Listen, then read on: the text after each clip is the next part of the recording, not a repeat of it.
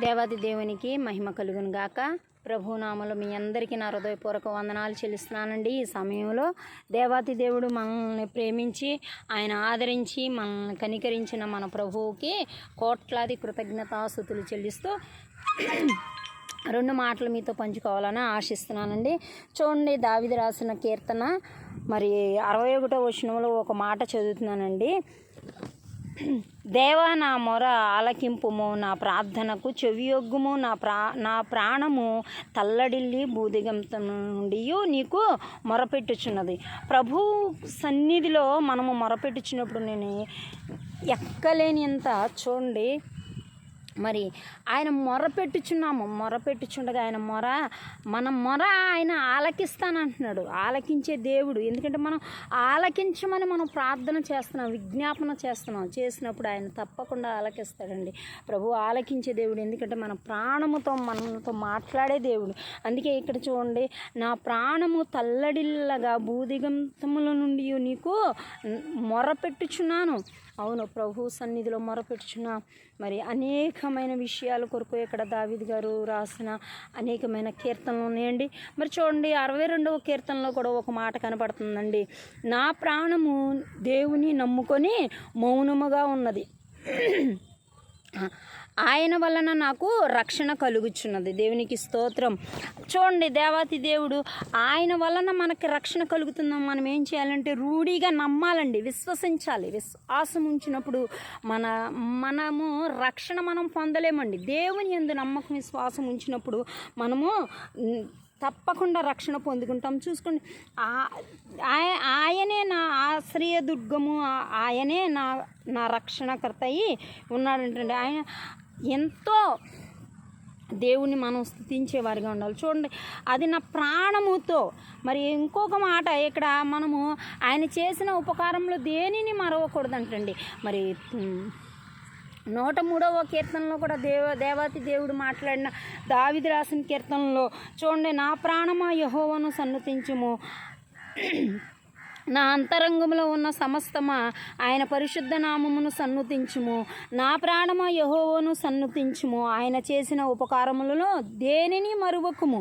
అవునండి, దేనిని మరవకుండా మనం ప్రభు సన్నిధిలో మొరపెట్టినప్పుడు దేవుడు గొప్ప కార్యాలు చేస్తానని వాగ్దానం చేశాడు. ఇక్కడ చూడండి, దేవాతి దేవుని సన్నిధిలో మన ప్రాణము ప్రభువుని స్తుతిస్తుంది, ఆరాధిస్తుంది. మనము అడిగినప్పుడు దేవుని సన్నిధిలో తప్పకుండా పొందుకుంటాము.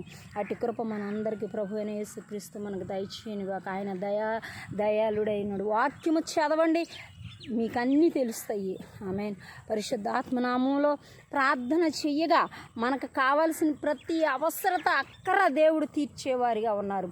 చూడండి, ఇంకొక మాట నేను కింద వచనాలలో చదువుతున్నానండి. మరి 8వ వచనంలో, యెహోవా దయా దాక్షిణ్య పూర్ణుడు, దీర్ఘశాంత కృపా సమృద్ధి గలవాడు, ఆయన ఎల్లప్పుడూ యాజ్యమాడువాడు కాదు, ఆయన నిత్యము కోపించువాడు కాడు. దేవునికి స్తోత్రం. దేవాతి దేవుడు మన పక్షాన ఉండి ఎంత గొప్ప కార్యాలు చేస్తూ ఆయన ఏం చేస్తున్నారండి, ఆయన మనపై కోపపడరంటండి. కోపగించుకోనని చెప్పి లేఖనాలు చెప్తున్నాయండి. దేవుడిని మనం అనుకుంటాం దేవుడు మన పైన ఎంతో కోపం చూస్తున్నాం. ఆయన కోపం ఒక్క క్షణం మాత్రమే ఉంటుందండి. ఆయన ప్రేమ, ఆయన జాలి శాశ్వత కాలం ఉంటుందండి. మనము పొందుకోక మనం అడగక పొందుకోలేకపోతున్నాం. మనం అడిగితే దేవుడు మనకు అనుగ్రహించే దేవుడు అండి. మరి చూడండి, మరి 126వ కీర్తనలో చక్కని మాట ఉంటుందండి. మనము కన్నీటి ప్రార్థన విజ్ఞాపనలు చేసినప్పుడు దేవుడు తప్పక మన ప్రార్థనకి జవాబు దొరుకుతుంది. ఇది చూస్తున్నారా, వెనకాల మొత్తము పంట చేలు ఉన్నాయండి. మరి ఈ మధ్యన పంట చేలు రైతులకి మరి దేవాతి దేవుడు వారు పంట వేసి వారు చక్కని పంట కోసేటట్టు మనం ప్రార్థన విజ్ఞాపనలు చేయాలండి. అనేకులు మన రాష్ట్రంలో ఆంధ్రప్రదేశ్లో రైతుల కొరకు అనేకులు ప్రార్థన చేసేవారిగా ఉండాలండి. ఎందుకంటే రైతు అనగా మనకు తెలుసండి, మనకి వెన్నుముక్క అని చెప్తాము రైతు గురించి. రైతులో ఉన్న ఆయన ఓర్పు అయినా వారు దేవుడు పెట్టినదండి. ఆ రైతుకు కూడా దేవుడు పెట్టిన ఓర్పు సహనం అండి అలనాడు. మరి దేవాతి దేవుడు ఇక్కడ ఒక్క చిన్న మాట 126వ కీర్తన మరి మీరు ఇంటిగడ చదవండి. దేవాతి దేవుడు 5వ వచనంలో ఒక మాట మాట్లాడుతున్నారండి. చూడండి, కన్నీళ్లు విడుచుచు విత్తువాడు సంతోషగానముతో పంట కోయునండి. మరి ఎలాంటి పంట కోస్తున్నాడండి ఆయన? పిడికెడు విత్తనములను చేత పట్టుకొని వేడ్చుచూ పోవచ్చు విత్తువాడు సంతోషగానము చేయుచు పనలను మోసుకొని పోవును. దేవునికి స్తోత్రం. చూడండి, మరి ఎంతో సంతోషముతో బాధతో ఇబ్బందితో, అంటే ఇది ప్రార్థన. మనం మొరపెట్టడం అనేది మనం మొదటగా చదువుకున్నామండి, ప్రభు సన్నిధిలో మొరపెట్టడం అనేది. మరి ఇక్కడ ప్రార్థన విజ్ఞాపనలు చేసినప్పుడు ప్రతి రైతు కూడా ఏంటంటే దీన్ని మరి మనం ఎంతో ఎంతో శ్రమతో కూడుకున్నదని చెప్పేసి మనము కష్టపడి ధనాన్ని సమకూర్చుకొని ఆ ధనం ఏం చేస్తామండి, పిడికెలతో అంటే మరి ధనాన్ని మరి కొనుక్కొని తీసుకొచ్చి మరి విత్తనాలు వేసి నారు చేసి ఎన్నో రీతుల్లో మరి ఈ పంట మరి చేతికి వచ్చే వరకు కూడా రైతు ఎంతగానో ఎదురు చూస్తూ ఉంటారు కదండి. రైతు ఎదురు చూపులకి ఎంత సంతోషంగా ఆయన పంట కోసుకొని వస్తారండి, పనలు మోసుకొని వస్తారంటండి.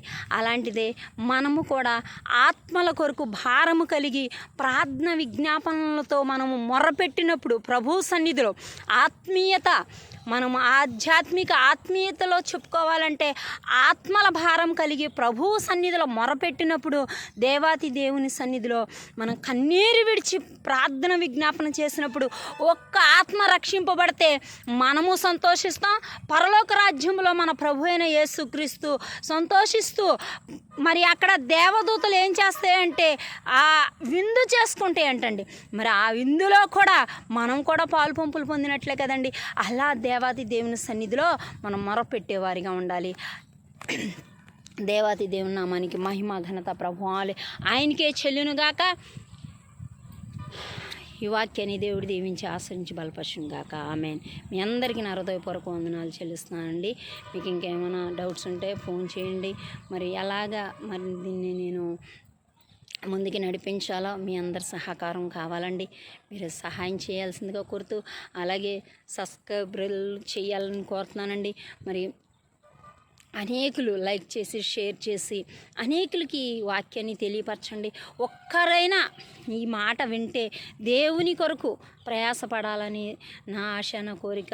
ఇంకోటి, ఇది దేవుని సేవ అనే మాట, దేవుని సేవ నిత్యము ఇది కొనియాడబడుతుందండి. భూమి ఆకాశం ఉన్నంత కాలము ప్రభువు రాకడ, రెండో రాకడ వచ్చే వరకు కూడా దేవుణ్ణి స్తుతిస్తే ఆరాధిస్తూనే ఘనపరిచేవారిగా ఉండాలని కోరుతూ నేను మాటలు ముగిస్తున్నానండి. దేవుని నామానికి మహిమ కలుగును గాక. ఆమేన్.